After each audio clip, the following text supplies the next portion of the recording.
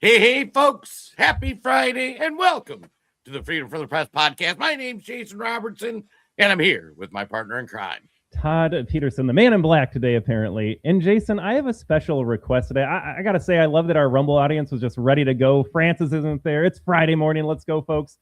Over on the Facebook, I just learned about this, Jason. I had to see, what is a Facebook star? If you're watching us on Facebook, we get 1 penny for every star you send our way. So it means a lot. It's not about the monetary value. I don't know if we've received a lot of stars. So today is the day, folks. If you're watching over on Facebook, give us a star. Give us one Abraham Lincoln that's no longer in circulation. Yeah, I love it. And it's funny, too. Friday, it is our favorite show we do of the week. We love hanging out with you guys, going over the insanity. And as we get started, do us a huge favor. Give us a like, give us a comment, hit the share, help show get reach, especially on some of the platforms. Rumble, favorite community. No offense to any of the other ones, because they let us do free speech. At the end of the show, we do an extra half hour, Rumble only. Going to get a little spicy. Going to talk about Susan Rice and them locking us up. But we're streaming to you on YouTube, Facebook, Twitter, Twitch. We're everywhere. And, we love spending Fridays with y'all. Oh, best hour of the day until we get to Rumble, and then it's the best half an hour of the day. But Jason, Democrat voters, once again, no, not a shock at all, are finding themselves on the other side of the stuff that they voted for. And how many times do we have to say, at what point does it sink in for these people that they don't know what's best for them? We talk a lot about voting, democracy, all that stuff. And, it's funny. Some of the least competent people in the world are always the most outspoken about politics. Like I look at lefty friends or family who can't manage their budgets, can't manage to get their personal stuff done, but they want to lecture you about what's best. And then they'll say oh, don't you ever study history? And I'm like, yeah, you're a communist. That's worked out 0% of the time. And no, it's not communism. It's democratic socialism this time. It'll work. It's just so insane. I should say, too, before we get going, tariffs. Sounds like Supreme Court just overruled tariffs in a really bizarre ruling. And I think you mentioned it, Todd, when we were talking a few minutes before the show. They ruled Trump can't issue a tariff, but he can ban trade. It's the most bizarre. He can ban it outright. He could say tomorrow, China, we are not accepting a single ship from overseas. Outright ban, and the Supreme Court would have said that is fine. We don't need anything from China. But if Trump says, China, you can send it here, but we're going to charge even 1 penny, going back to the penny today, that's the theme. The Supreme Court says, no, you can't put any tax on those goods. They don't have to come here, that's fine. But if they do, you can't do anything about it. I don't think you have to be a lawyer, Jason, at this point to realize this is not even based in constitutional law or logic or common sense. It just seems like it's purely motivated by the narratives. The Supreme Court justices that Donald Trump put on there to overturn Roe, which was the right thing to do, but also has not stopped any abortion from taking place. I think we have more abortions since it got overturned because the blue states went bonkers in the response to that. So we got the pro-life justices on the court that have been terrible in every other aspect.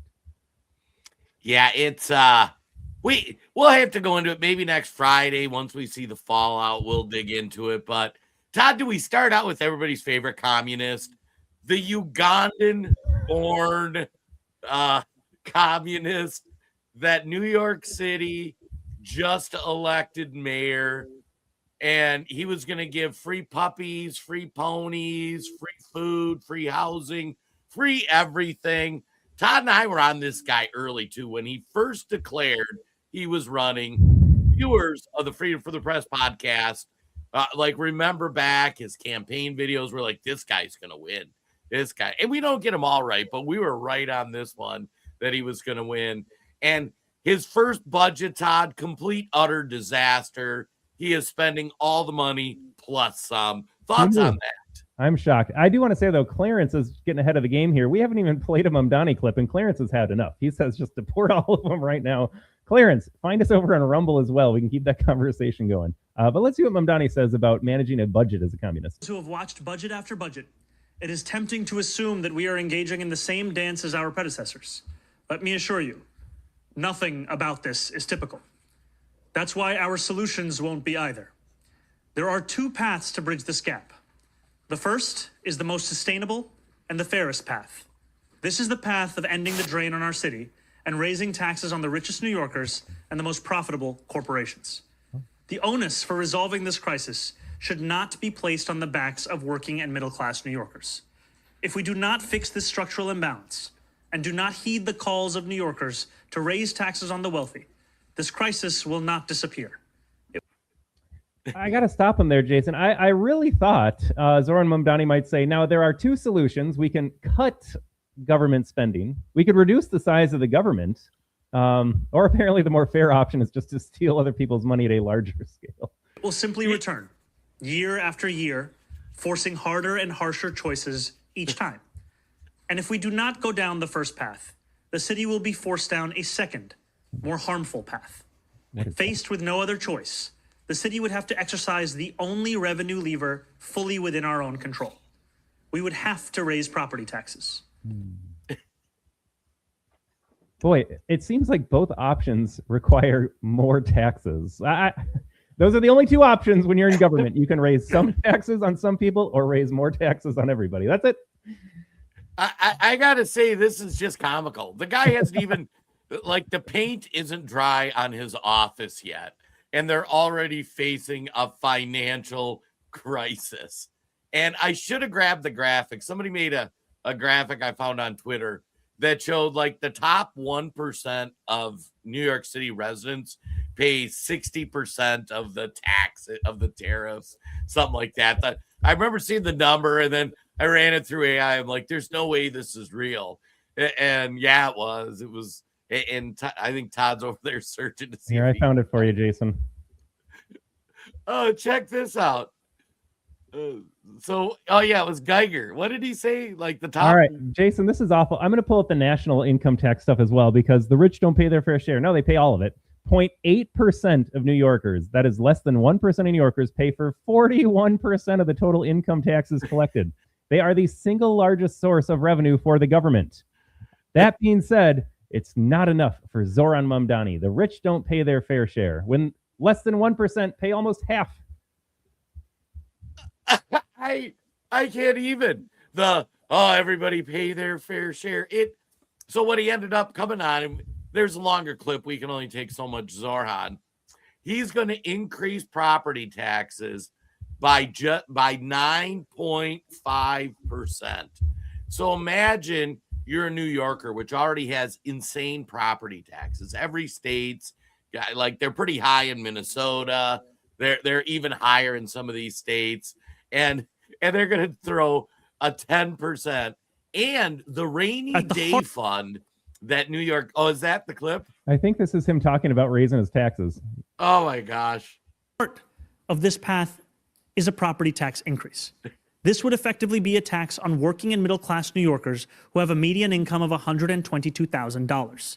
The second path also requires us to raid our reserves.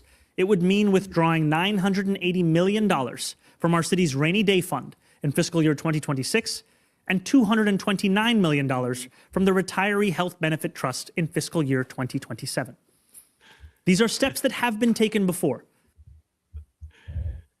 I have a question, Jason. You referenced that the paint isn't even dry yet. What has he done? Like, all you have to do when you get in office is just like, don't you just do what's been doing, like a little status quo for a while? Like, did he just say immediately, like, I am just spending money everywhere? Yes. Yes, he lit it on fire. He took buckets of money, he dumped it out, that in the feces on the New York City streets. He just lit it on fire. This whole, to finish the clip, this is just the greatest. Yeah. But only in moments of extraordinary external crisis. Mayor Bloomberg's response to the 2008 financial collapse, and Mayor de Blasio's response to the enormous revenue shortfall caused by the pandemic. All right. Okay, so we have the GFC, which was not New York's fault. You have the Rona. Well, you could get Cuomo in there, but not necessarily New York City's fault. And now he's lumping himself in. This is the third crisis in history that, as far as I can tell, Jason, is created by him. These are not the same thing. You created this problem. He is saying his administration, 60 days in, is as big a crisis as the 2008 economic crash and the coronavirus. And just so everybody knows, because I had to look into this like rainy day fund he talks about. So evidently after 9/11 and all the economic chaos, New York City said we need to like have a savings account. So they set up this fund and it took them a while to get it passed. And it was designed to have money sitting there for when they needed it. So here is choices. A, we're going to tax you 10% more on your property tax, which by the way, I think all the talk of him of like locking in rents, I believe that allows the landlords to increase rent by the amount of the property tax. Don't quote me on that. I've still got to figure out once we see his legislation. The second thing, they're going to raid the rainy day fund that they've used only for like huge emergencies like COVID and the crash. And he worked in there where they're going to tap like the reserves. So all their retirees that were like firefighters and that kind of thing, they have their like 401k for their pensions. He's tapping that. And it is 60 days. I'd have to look when he got sworn in. It might not even be 60 days in. It is insane. I can't even. I was trying to look at it. Already said, I'm just doing the old Google here, Jason. New York City has property taxes that are double the national average as it is. I'm getting conflicting numbers here, so I don't want to say anything, but I mean, I would have guessed that New York City is probably heavily taxed already, but it's not enough. You're going to get even more because you voted for it. Although it is worth saying, Jason, I'm guessing the people that don't pay any taxes voted for it, and the people that do pay taxes didn't vote for it. But at some point, come on, you live in New York City. You know what you're getting into. So it's hard to feel bad for anybody at this point. Why are you in New York City? Well, and this really underscores a couple things. Like Todd mentioned, we covered it leading up to the election and after the election. The immigrants, the new immigrants, the third worlders, Muslims, pick your demographic, they're the ones that elected Zoran Mondami. People that have been in America for any period of time, they voted for Cuomo. So, I mean, imagine that. But it's just New York has had so much immigration of third worlders, of Muslims, of people from other countries. They haven't assimilated, they haven't adapted to America, and they're the ones, and they got their citizenship. I mean, depending on what you believe about that, but they are the ones that voted this guy in. And it's interesting too how he's positioning this. Do you notice how he says everybody needs to pay their fair share? Pure communist propaganda, right? Like, and we've broken it down on the show. The top 1% isn't it's not like the billionaires. It's people that are doing pretty good. That's the top 1%. But he comes up with that language. The other thing, Todd, that I'm going to tell people to watch out for with Mondami, notice how he's throwing Hochul under the bus and says, I can't tax the 1% in New York. They have to do that in Albany. And this is the communist problem Democrats are going to have. I don't think Kathy Hochul's a communist. I think she is a fellow traveler, meaning, okay, these guys will vote for me because I like too much government spending.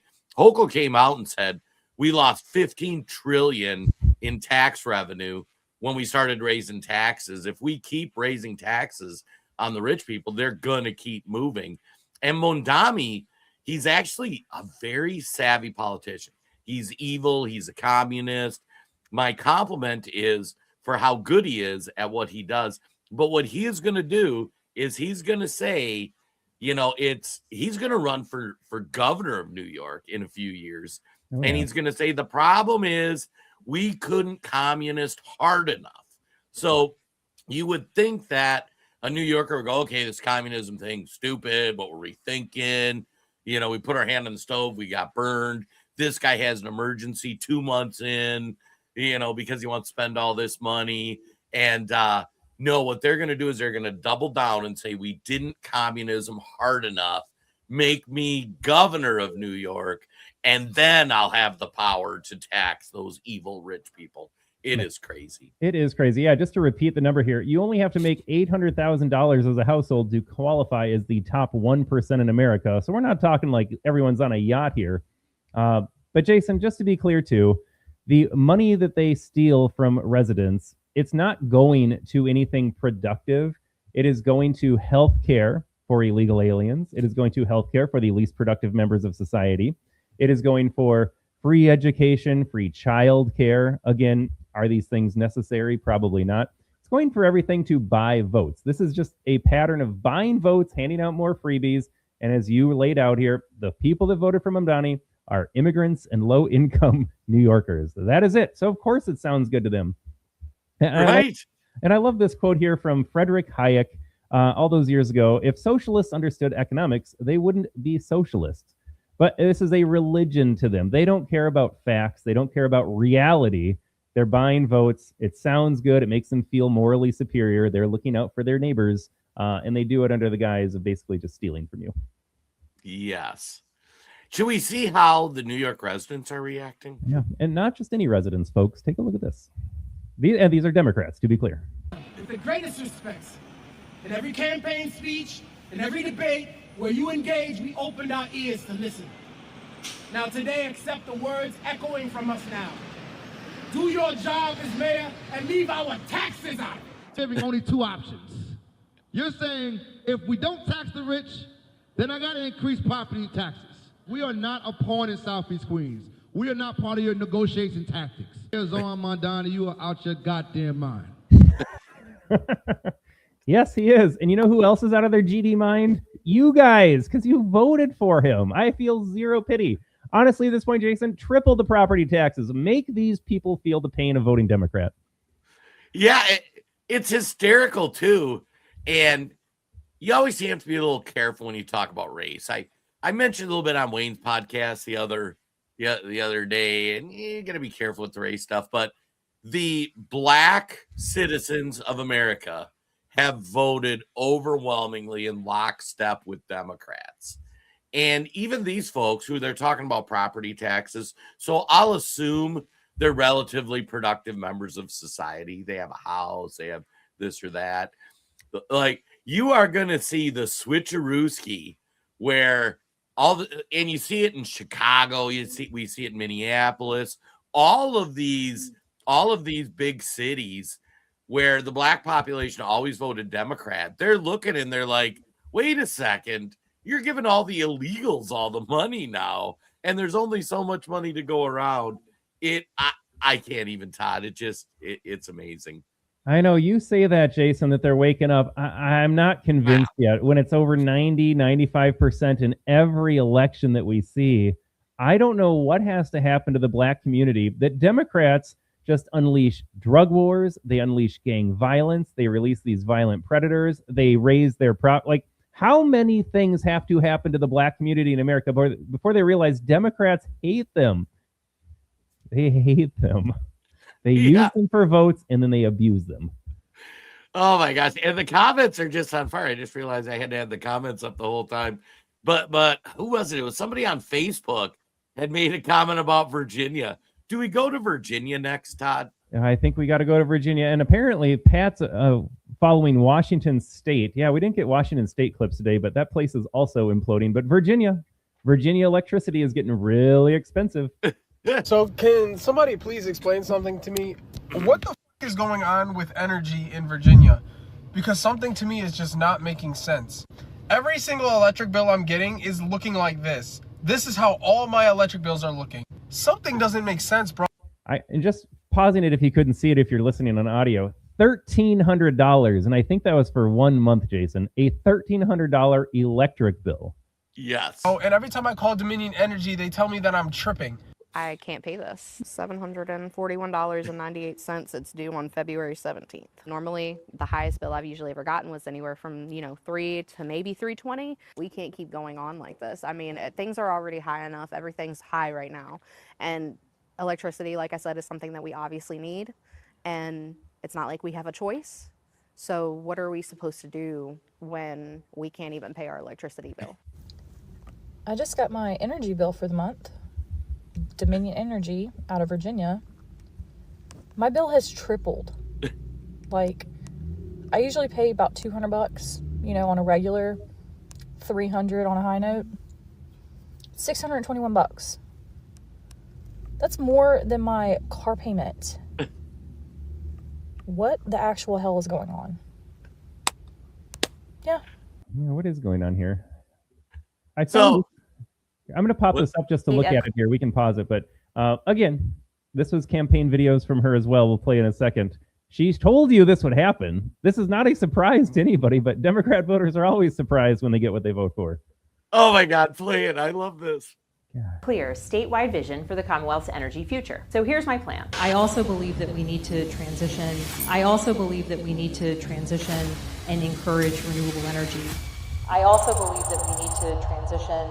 Ensuring greater adoption and, of course, the benefits that come with moving away from traditional vehicle to an electric vehicle. Abigail Spanberger's record is very much tied to the Biden administration. President Biden will demonstrate over the next 4 years his real commitment to leading on the issue of addressing global climate change. His goals and priorities are to invest $1.7 trillion to build a clean energy economy with a net zero emissions by 2050. I don't think we need to plead guilty to being a progressive. I think it's generally considered to be a positive thing. I also believe that we need to transition. Oh, what do you expect? I love this so much, Todd. And we've covered Spanberger's another one we got right early, where when she was running and Republicans chose to run Sears against her, Don't get me started, Jason. yeah, they're like, she is going to lose. And this gal, Todd, what did she do before politics? Well, it's hard to say what she did before, Jason, because once you're in the CIA, you're never really out of the CIA. So I hesitate to use the past tense with her previous affiliation in the Central Intelligence Agency, Jason. So she was a CIA person, and then she went into politics, and now she's governor. And we've covered in the last 3-4 episodes, for those who've tuned in, all the insane stuff. She even outlawed like gas leaf blowers and all sorts of insane things. And less than 2 months, Democrats are already feeling the effects. She's leaning into this climate change nonsense. And Todd and I were talking about it before the show. And it was funny. Wayne and I talked a little bit this week about who you think could run in 2028. I'm putting her on my dark horse list. And when I asked Todd about her, he's like, oh, I think she's running in 2028. CIA connection, so she's controlled by the Democrat Party. She is implementing every insane Democrat policy she can. She is, liberal white woman. I mean, I see this woman and I think she owns like 50 cats, and she's just going to hit that Democrat demographic so hard and I just saw when I was going through the news this morning, she is going to be delivering the response to the State of the Union. So that like Trump will give the State of the Union and then they'll pull out a Democrat to give a response. So I'm not ready to make the prediction she'll be the nominee, but I'm saying as you're making your dark horse list, Spanberger, put her on the list. Yeah, I think as we get closer, Jason, we had a lot of fun with guessing who would be the presidential nominee for the 2024 election. We will have to revisit that topic one day for a podcast here. We had a lot of fun and we both got it wrong, as it turns out. Even we couldn't believe Kamala Harris would be the candidate, but that is the Democrats' view. And I think she's running, Jason, because Newsom's just been around too long and there's just too much baggage, I think. And he's a white man. At some point, Democrats are going to have to play the woman card, break that glass ceiling. She's articulate enough. She's certainly more articulate than Harris. Like she looks really good side by side, Kamala Harris. And of course, she's doing all the things that Dem voters love, which is destroying their country and their state. And they're complaining now, but those same idiots would probably vote for her in a general because Trump and Vance, they're too right wing for America. They love their left wing authoritarianism, but cry when the right tries to give you a little bit more freedom. Right. Can I just go on this too? I got to comment on Carol Ann Ming. Yes, global climate is what we really need to vote for in a statewide election. Like the gall of Democrats, it's wrong on a national level. It is suicide and stupid. But at the state level, Virginia voters actually feel good about themselves, saying we're going to commit this one little geographic region to combat global climate change. We're going to ignore what China and India and the rest of the developing world, and heck, what the rest of the United States is even doing. But us in Virginia, we're going to fight the good fight and reduce global emissions by like 0.00001%. That'll do it. Way to go, Virginia voters. I hope you're enjoying your $1,300 electric monthly bills because you're fighting the good fight. It's, again, insanity doesn't describe it enough. Oh, I got to say, too, fun chats going over there. We got Barry. They're talking to the Jan. They're too stupid to know what they're voting for. We got Jan. Maybe we should require American citizens to take a test on the Constitution. I would invite both of you two personally. Go over to the Rumble. We get a little spicier over there. Todd and I have some opinions about who should be able to vote. I mean, I think just as a qualifier, if you voted for Kamala Harris, I mean, just setting a bar, your vote is questionable. You know, and what's interesting, and we'll talk about this as we get deeper. We still got midterms, but the Democrat voter hasn't picked a candidate probably since Clinton, Clinton Gore. I think Obama was installed by the machine, the Democrat behind the scenes machine. And then after Obama, Bernie won that primary. It wasn't even that close. They changed the rules. Hillary did a bunch of shenanigans. They stole it from Bernie. And Democrats still said, okay, well, we'll vote for Hillary. And then Joe Biden wasn't going to be the nominee, but they were going to get a crazy person. So they dropped Biden in to run against Trump, and the machine installed him. And then the most egregious, in my opinion, was Kamala Harris, because they knew they were throwing Joey from the bus. We did a show like 8 months before he dropped out saying he ain't going to make it. How are they going to do this? We didn't think they would have the gall to throw Kamala up, because I thought if you're a Democrat and you're like, okay, they didn't even let us have a primary, like there's no way you would get some just objections to voting for her on a moral level. But that's when I thought Democrats had morals. It was a bad idea. But yeah, they waited. We covered Dean Phillips and a couple other people were actually trying to have a primary and they wouldn't. And then when it was too late to get by the primary, here's Kamala, here's your pick. So I have no idea who the nominee is going to be. I don't think Democrat voters will pick, but that's why Spamberger to me looks like one who might be on the ticket. She has all the right connections. Yeah, she'll just get pushed by the media day in and day out, and these sheep NBC viewers out there and be like, that sounds good to me. Look at Spamberger. She is so qualified. They love resumes. They love the idea of a woman here. So they'll just get her in front of a camera enough, and these NBC voters will be like, yep, that's my person. Do you remember, like, it wasn't that long ago, Jason, RFK Jr. was trying to campaign as a Democrat. Now he's doing great things in the Trump administration. They just wanted none of it. No, you don't decide democracy, you idiot voters in America. This is for us to do. And we got Mark over there. Dark horse, maybe Hillary again, since she's hanging around. Why not? You never know. Becky's just on fire too. I get to vote. I vote every election. Yeah, Becky, you actually know history and stuff. And then Mark always calling me out, Dems and morals. I still want to live in a world where there's some Democrats with morals. I know, it's crazy. Todd, before we go away from this, can you grab that one video of the receipt for traveling to New York? Oh, yeah, I got that one here. Let's play that, because this is just, before we move on to defending Jasmine Crockett, I think is where we're going next. That's where we're at today. As weird as that is, but this receipt somebody shared, they were traveling to New York City. It just freaking cracked me up. Okay, so we're going back to New York in 2 weeks, and I was looking at doing a city day. So I was booking a hotel for the night, and I'm just I've born and raised in New York, so I know how expensive it can be. I'm just dying at all of these extra taxes, urban fee, urban tax. What? I feel like they're just pulling things out of their butt at this point. It's so crazy to me. So on this receipt, the room she books, I might be reading that wrong, Todd, $133. which actually for New York City seems reasonable to me, but they're not done. And her total bill just under $200. So you're talking 1/3 of what she's paying is in insane city tax, state tax. I saw the one tax on there too, the Jack Johats tax. I'm like, what's that? Evidently, they're rebuilding some convention center in New York City and they tax for that. I mean, can you imagine? Like New York, which is people travel there for work or vacation.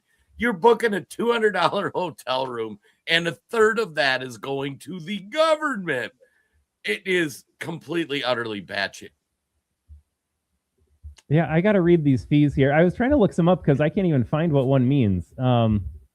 So the New York City tax, the New York State tax, the Jacob Javits tax, the occupancy tax, the urban fee tax, just the urban fee, the sustainability fee. You get what you vote for, apparently. Like, of all the cities, like, if you're doing business, again, it's just one of those questions, like, you could Zoom. I really don't understand, like, business travel much anymore, Jason. You can just email and talk on the computer, or you could not go to New York City if you have to travel. Like, maybe you're doing business in New York City for some reason, but make them, I don't know. I just don't get it anymore. Like, it's hard. I don't even know if I feel bad for people. This is insane, but also you're choosing to play by those rules. Like, just don't play the game anymore. I'm so conflicted on this. Well, and it's funny because this is before Mundami I know even gets going. Can you imagine? Like, I want to revisit this person's account in a year because, like, New York City, my wife and I were talking yesterday, and like, we always wanted to go there, but I don't think I'll ever go to New York City in my life. I think at 50 years old, I'm like, I don't want to visit Snake Plissken and escape from New York. Yeah, oh my God, in the chats. I'm with Francis. Like, I have never been there. It was, I guess it's on your bucket list, New York City. I have zero desire. What are you going to run into? Filth, the smell of pot everywhere, homelessness, crime, expenses. I just don't need that. Right. I got to say too, some of these chats are great. Like Kara Smith over on the Facebook, according to the left, women aren't intelligent enough to get voter ID. So how can they run for office? It's a legitimate question. I gotta say, I put it out on the Twitter, and I am a big. So in America, at one point, and in many countries, you used to have like minimum qualifications to vote. You know, for example, you had to be able to read, or you had to be able to be a net taxpayer, meaning you pay in more than you take out. You had to be a property owner, meaning you could manage your life to a certain level of competency in order for your vote to be worth it. I often say they should just pass a legislation. Whatever you need to own a gun is what you need to vote. That would make it super simple. So if you want IDs, background checks, all that stuff to get a gun, that's what you need to do to vote. But anyways, we have completely done away with any barrier for voting. And I will say it on here. If you are not competent enough to get a driver's license, you shouldn't vote. Your vote shouldn't count. You shouldn't have an opinion. You should let the adults in the room who can manage things like getting an ID vote. And it shouldn't be controversial. But the other thing is you wonder, like for the women or the blacks who they get out there and go, you know, them women and them Negroes, they just can't get a driver's license. How on earth could you ever vote for that? I don't even know. Like, these people are calling you stupid, and you're like, yep, let me vote for the Democrat. Well, I've said the same thing about DEI too. Yeah, that's a great point about, hey, I think you're really retarded. I don't think you know how to get a driver's license. Please vote for me. But DEI too. Hey, I don't think you can do it on your own. You're too stupid. But so let's just promote you artificially. At what point, again, you guys, the question, at what point do they connect these dots and say, it doesn't seem like they value me or respect me too much or think very highly of me, but they earn my vote because Trump. At this point, is just orange man bad. The Democrats can do whatever they want for their base, and I don't see it changing. Yeah, and that's what they're running on. It's just so fascinating. I know we didn't even plan on talking about the SAVE Act here. It seems like that's going to get denied in Congress. Mitch McConnell, I think, just came out saying he's not going to support it. He's not going to even let it get to a vote, apparently, on the Senate floor. Again, what is the opposition to voter ID? Why are we opposed to voter ID? And they just want to cheat. Democrats just want to cheat. It's not more complicated than that. You know, it's funny too. Scott Pressler, I follow him on the Twitter, and Scott's a good guy. Met him a couple times. He's digging into Minnesota voter rolls because Minnesota is refusing to turn them over to the federal. And Todd and I are both from Minnesota. Why is that, Jason? So, what's that? Why wouldn't they turn over voter rolls? I'm sure they have nothing to hide. Right. So in Minnesota, you have this thing called vouching, where if you're a registered voter, you can vouch for up to like 8 people and say, oh, yeah, no, that's Bob Smith. Yeah, he can vote. He's a citizen. And if you work in a residential facility, like an old folks home or an apartment building, you can actually vouch for everybody there. And Pressler's starting to dig into the numbers. And in Duluth, Minnesota, which is one of a secondary Democratic stronghold, there's the Twin Cities, Duluth, and Rochester. And the margin of victory statewide was for Democrats was less than the number of people that got to vote through vouching that registered on election day. So it's like on election day, X tens of thousands of people voted and they weren't registered, so they had to have somebody vouch for them. That number of people decided the election. I'm like, oh, this is gonna get spicy if they do it. Yeah, Francis vouching. Yeah, vouching is like, it's the most idiotic idea I've ever seen. Well, it's not idiotic if you're a Democrat. They knew exactly. The thing is, these people aren't stupid. They know exactly what they're doing. This is just treason and malfeasance. This is not an accident. If it were an accident, like we say, half the time Republicans would benefit. Like, oh, who knew that vouching would give us more red votes? Like, no, it doesn't work like that. It always benefits the Democrat Party. And I love that we went from, can we just show an ID, to like, okay, fine, you don't have to show an ID, just show up and vote. And they went the entire other direction and said, not only do you not have to show an ID, this person will just claim that you are eligible to vote, and they can take the entire building with them. And it's funny because you know what kind of immigrants are a lot of in Duluth? I was going to say the what? Somalis. They're everywhere. Yeah, if you asked, hey, what immigrant group lives in Minnesota a lot? It's just Somali. Doesn't matter. Right. It could be urban, rural. It's just Somali. Oh, I got to say, too, the SAVE Act to me doesn't go anywhere near far enough. No. I mean, the SAVE Act is like the lowest minimum bar that you can set for voting. And like Republicans can't even get that pushed through. It's so disappointing. Yeah. How about we nationalize a federal holiday? We eliminate same-day registration. You have to show an ID. Have to pass. Like, there are so many things that would just make sense. But of course, Democrats hate that idea. Yeah. Can I share a story, Jason? I think this is enlightening here as I mentioned the name Somali. So I'm playing poker with my buddies, and that's the same time that, you know, my friend with a DUI is not allowed to go to Canada. And he's like, I have to play by Canada's rules and respect the immigration process. And that was right after he's complaining about ICE deporting violent illegal criminals.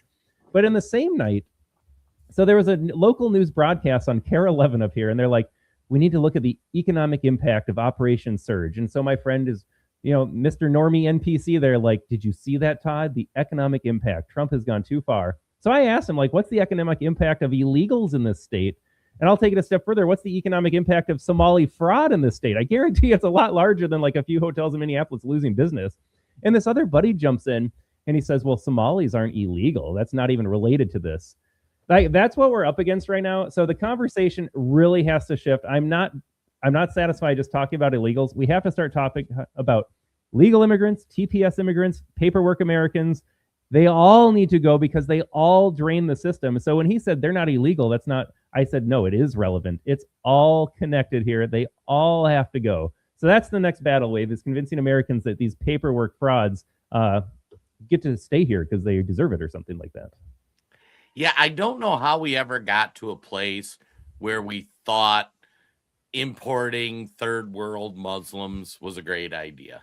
I mean, they call you racist. They call you all the terms. These guys want to live an entirely different lifestyle than what we have in America. They want communism. They want share law. They want all these things. They can do that. Go back to your country and do that. And then it's the most comical thing too, because then when we're like, well, we're going to send them home. Oh, you're Hitler. They got concentration camps. The government is literally, and see, that would have been my response to your buddy. So the government is offering them a free plane ride home and $3,000 cash to settle themselves in their home country rather than be here illegally. You want to talk about the economic impacts? Why don't they just go home?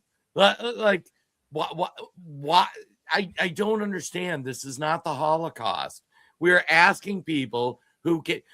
I mean, imagine if you're at a concert and a bunch of people came in for free and they go, okay, guys, we know a bunch of you snuck in the concert. We need you to leave. We're going to give you $50. Get out. You know, and people are acting like this is bad. I can't wrap my head around it. I can't either, Jason. Didi's on an acupuncture table. Yeah, Didi a little. My wife got really into acupuncture, trying to get pregnant here. She swears by it now. Really? You're going to try to get pregnant again, Todd? Go for number 3. I'm telling a story from 5 years ago. We are done. I have 2 kids. I didn't quite hit the 2.1 that I think Elon Musk is really advocating for, Jason, but I feel like I did enough. I got 2 beautiful young girls, and I'm good. You know, we'll go into another story, but I wanted to tell a wife story too. We're telling wife stories. So Jen Robb from MN. It was interesting because, and so my wife, after Charlie Kirk, she stopped logging on the interweb. She's like, I'm not going on social media or anything. And yesterday she looked at me and she goes, I had this trouble look in my face, and I was reading, some left-wing stuff, and they're all talking about empathy. And I'm like, I'm really hung up on this empathy thing. Because, like, we even on the right want to say it's like suicidal empathy. And my wife looks me stone dead and she goes, well, here's what you got to understand. They are not empathetic. Empathetic means you can put yourself in the shoes of all the other people. Meaning, if you're a Christian and you're an atheist and you're a Muslim, I can put myself in how you feel. And so they are not empathetic. And she said, in fact, they're the opposite of empathetic. They're bigots. And by that, like, they take a trans issue. They'll say, oh, you aren't empathetic. You can't understand how the trans feels. And I'm like, well, you can't understand how the Christian feels about the trans, right? And she goes, no, they're bigots because they only want their opinion, their belief, their however the side of the argument is. And I'm like, thank you, Jen Robb from Minnesota. That nailed it. So the next time, I'm sure I'm going to get a fight. Somebody's going to talk about you need to be more empathetic. And I'm going to say, you need to stop being a bigot. That's what you are. God, how do you think that'll go at Easter? And it's bigotry. Yeah, there is zero empathy from the left here. The bleeding heart liberal lie that I think your generation, my generation got sold. They're just bleeding heart liberals. They love and care and empathize so much. No, they have zero. They'll watch Charlie Kirk get a bullet in his neck and at best feel nothing and at worst celebrate it. This is not empathy. Right. Market Zero pulling up a little Care 11 here. Yeah, Jason, I always complain Minnesotans are the way they are because they love local news. Our audience is all over the country. If you encounter this as well, let me know. But I am convinced that local news in Minnesota is like a unique phenomenon where everyone stops what they're doing to watch like the 10 o'clock news. And they think that they're getting informed, and it's not CNN. It's just local news. How bad can it be? Like, they love their local news and late night comedy here in Minnesota. All my friends with young kids and jobs and lives still tell me what they watched on late night comedy last night. It's like, what are you doing? I break this spell for me, please. I gotta say, it's so funny too, because I never watch local TV or the news. No. So, I'll go on an expedition on their website to be like, I wonder what the normies are seeing, and it's like they're not seeing anything real, like this Trump tariff thing. They're gonna be like, oh, Trump got trials with tariffs, blah, blah, blah, blah. No, it was a ridiculous ruling. He still has ways to do tariff, but they won't know any of that because they don't tune into the Freedom from the Press podcast either. Yeah, apparently no one on Facebook is watching it either, Jason. These numbers are abysmal. We even added a 4th Facebook page to the podcast. They just don't like what we have to say today. Yeah, it's funny. You can tell the algorithms when when you pick different topics, sometimes like Facebook pushes it to a lot of people, sometimes they don't. Should we do a couple? Do we do a couple funny videos, Todd? Should we defend Jasmine Crockett today? I'm going to defend her. Do you want to frame it up? Well, I will just say this. The person that the establishment wants is surprisingly not Jasmine Crockett. So we've always been like, woke Jasmine Crockett. She's beloved. She's a darling. Like, turns out the establishment has other ideas. They want to get the fakest Christian possible to fill the Senate seat in Texas here. And whether that's just like best intentions, like he's more electable statewide, or he's more easily controlled, because this guy has got to have some gross skeletons in his closet. But he gets an exclusive sit down with Stephen Colbert, who is still on the air and who still has an audience, apparently. Many Minnesotans must tune in. And so their line about what was framed as just an interview, it felt more like an in-kind political donation. And Jasmine Crockett's wondering, like, when is it my turn? Why are you just promoting my opponent like this? So we got Stephen doing his thing. We got Jasmine on the rebuttal here. And it turns out the entire time, this Tellerico and Colbert, they were straight up lying to you about the premise of the interview and what the Trump administration said or did not say. It gets pretty fun here. Is not one of my guests tonight. That's Texas State Representative James Tallarico. He was supposed to be here, but we were told in no uncertain terms by our network's lawyers, who called us directly, that we could not have him on the broadcast. Then I was told in some uncertain terms that not only could I not have him on, I could not mention me not having him on. And because my network clearly doesn't want us to talk about this, let's talk about this. You've probably heard. All right. If you're a normal American, Jason, this is the question that kind of runs through my head when I'm listening to this. I'm like, wait a second. Haven't we had candidates on late night television before? Why is this case so special? I seem to recall a lot of people running for office getting some prime time or air time or split time or fair time. Why not him? Why is this a thing? Well, and to explain to the audience, in the 1930s, they passed, the FCC passed regulation that said if you are on an FCC platform, so basically not even cable, if you're on just over-the-air television stations, if you have one candidate on, you need to have their opponent on as well. And they define, like, it doesn't mean you got to have every fringe person running, but anybody who is a serious candidate. So if you're going to be on CBS, NBC, ABC, and you're going to have Trump on, you would have had to have Kamala on. Now, if Kamala chooses not to go, then you can have Trump on. These regulations don't apply to social media, to cable channels, to those sorts of things, because the FCC doesn't regulate them. So Colbert, to your friends that just watched The Late Show, is thinking there's some conspiracy to have, because Trump's afraid of James Tallarico, and he is a totally fake Christian. He could win that Senate seat, though. Like, he's another one of those guys we've been following for a little while, just smooth as butter. I called him the white Obama because he's just very good at saying very awful things and making communism sound great. You know, I think he would be very electable. But this was all a hoax. Like, Trump, the FCC, that they didn't pick up the phone and try to do it. But if you don't watch things like the Freedom from the Press podcast, you think this is real. And, oh, Trump's really afraid of this guy. But should we hear it from the horse's mouth with Jasmine? We did receive information suggesting that the federal government did not shut down this segment, number one. That is my understanding.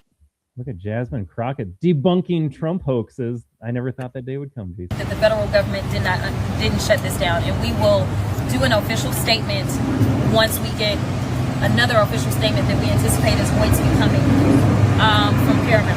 All right, so we will read what they say, and then we'll go from there. It is our understanding that Colbert, either Mr. Colbert or CBS, decided that they just didn't want to hear it.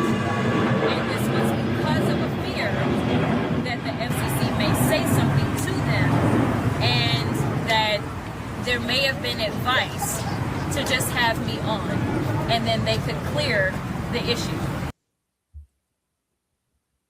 I mean, what a nothing of a story. I'm supposed to believe that the Colbert team and Paramount and CBS, they've never encountered having politicians and candidates on their show before. Like, they know what to do. They know the process. These candidates have huge teams. They know the process. Like, from the beginning, this is just a stupid hoax. But again, to your point, Jason, the normies, they lap it up. They're like, oh, James Tallarico? Donald Trump's afraid of Tallarico? And they believe it. What's funny, too, after this hoax dropped, and this is for a Democrat primary in Texas, the guy got $2.5 million in donations. And I'm like, this is bat bleep crazy.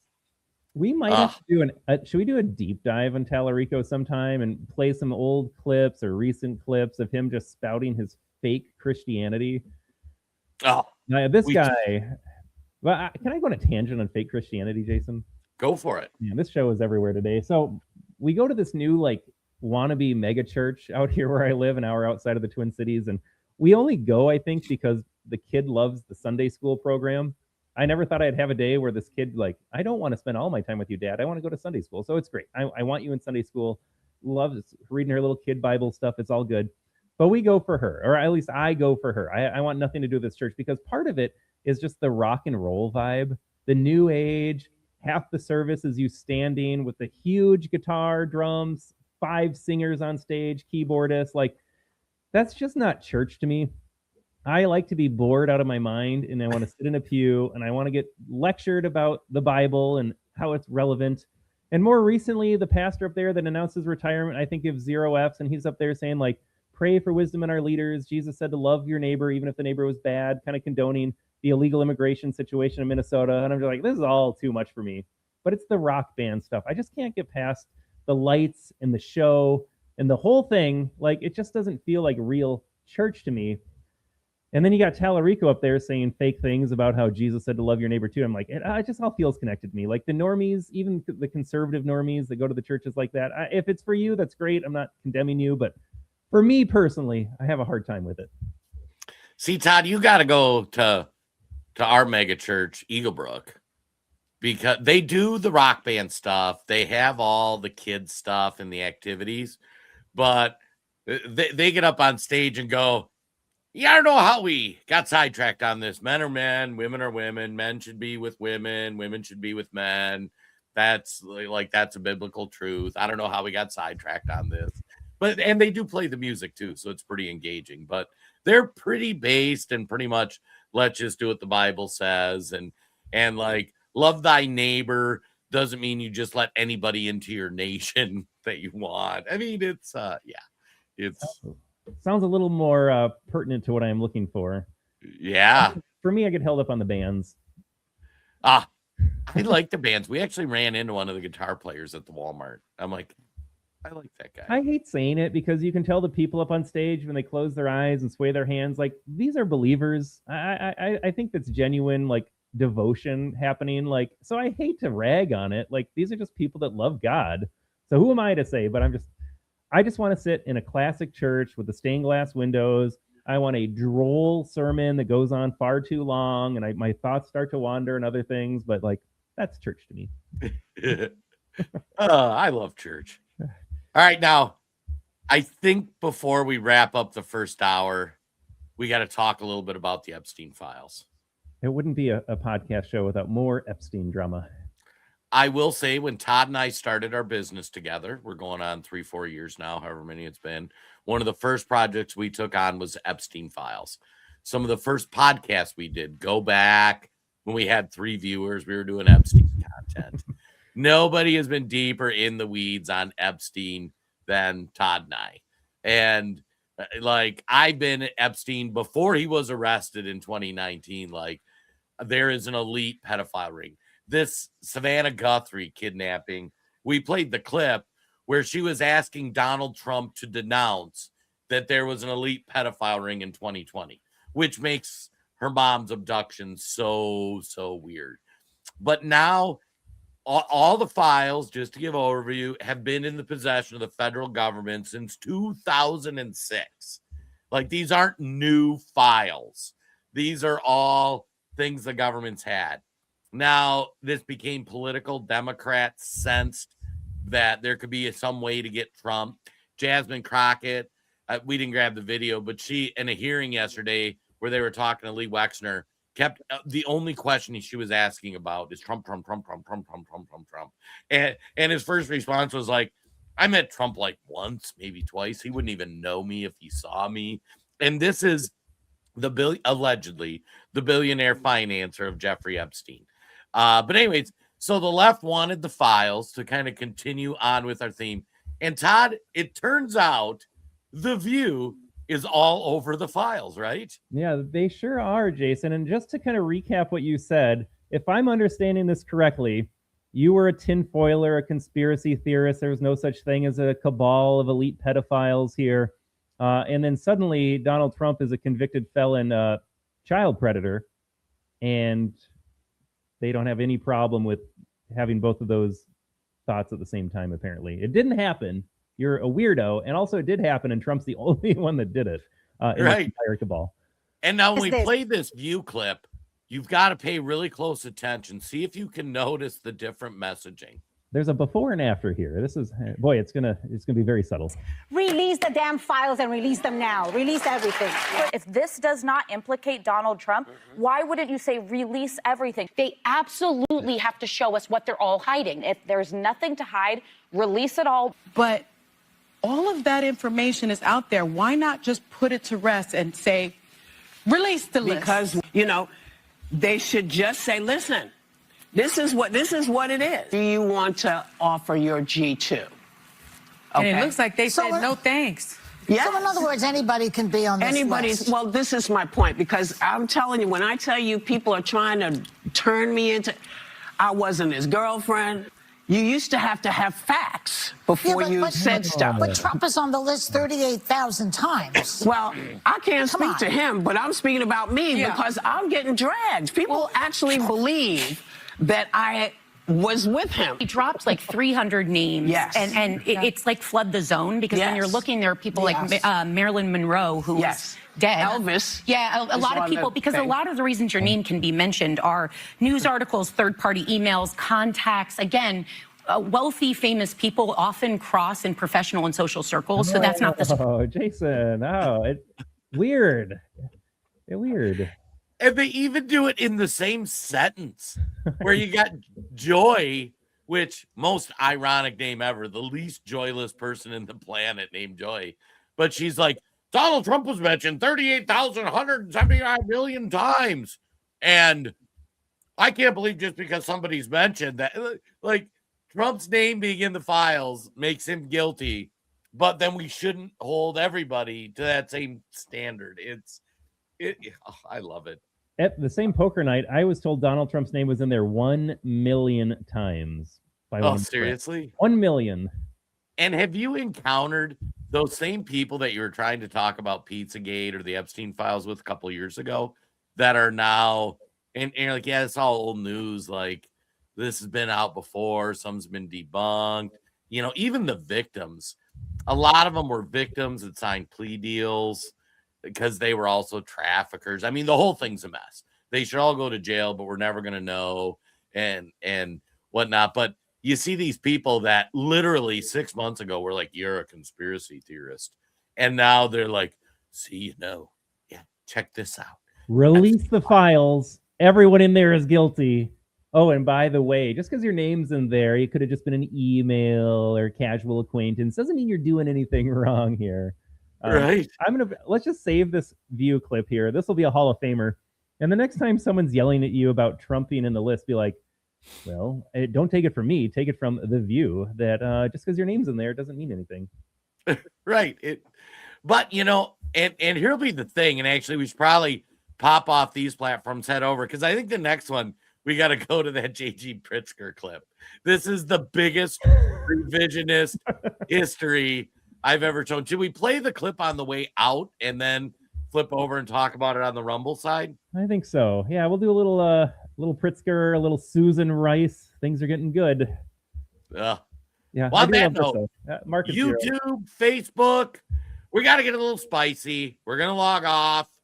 We're going to play a video, then our outro. We love you guys. We appreciate you tuning in. Give us a star, like Todd was saying. It helps the show get reach. And we actually got pretty good views over on the Facebook. But where the action's at really is on either our Twitter or Rumble. Rumble's our favorite. The channel's name is the American Tribune.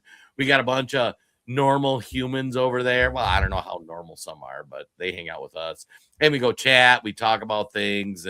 But we can get a little spicy over there because some of the stuff we're going to talk about is Facebook and the YouTube get a little cranky about. Todd, did I frame it up well enough? You sure did, because we are going to reveal the Democrat plan should they ever get to power again when Spanberger wins the 2028 election under curious circumstances. So we got all that to talk about and more. Facebook, YouTube, find us over at rumble.com, search out the American Tribune. And for our Rumble audience, we are back in 55 seconds because, Jason, our intro keeps getting shaved off a little bit. 55 seconds. But here is Pritzker. Suggested that Donald Trump is Hitler. I wouldn't say I don't that think any Democrat has. I actually and I think it's a smear that they project back on to critics. But J.D. Vance called Donald Trump cultural heroin. He called him America's Hitler. I mean, the attacks on Donald Trump as a fascist came from 3 generals who worked for him. I mean, the most brutal critiques have come from people that have seen him far more closely than you or I combined.